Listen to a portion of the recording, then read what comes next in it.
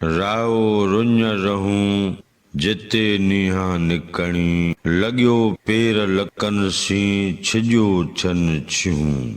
तां का सार लहूं होत कमीणीअ सुपिरी। हवालो शाह जो रिसालो सुरखाहोड़ी दास्तान पहिरियों बैत 21। नवनि लफ़्ज़नि जी माना।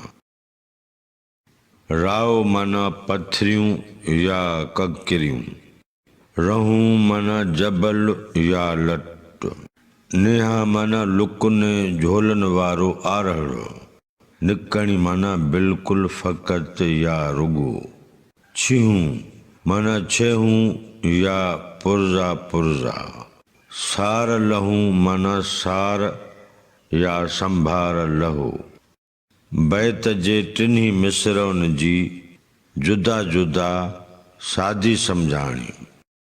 राओ रुञ रहूं जिते नीहा निकणी, जिते फ़क़त लुकूं थियूं लॻनि, जबल आहे ऐं जबल जूं पथरियूं आहिनि। लॻियो पेर लकनि सी छिॼो थियनि छियूं।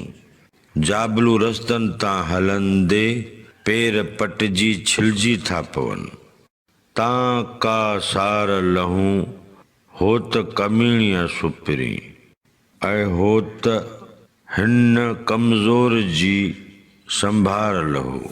हिन बैत जो मजमूई मतिलब ऐं मफ़हूम हिन तरह बयान करे सघिबो। राओ रुञ रहूं जिते नीहा निकणी, लॻियो पेर लकन सी छिॼो छन छियूं। तां का सार लहूं होत कमीणीअ सुपिरी।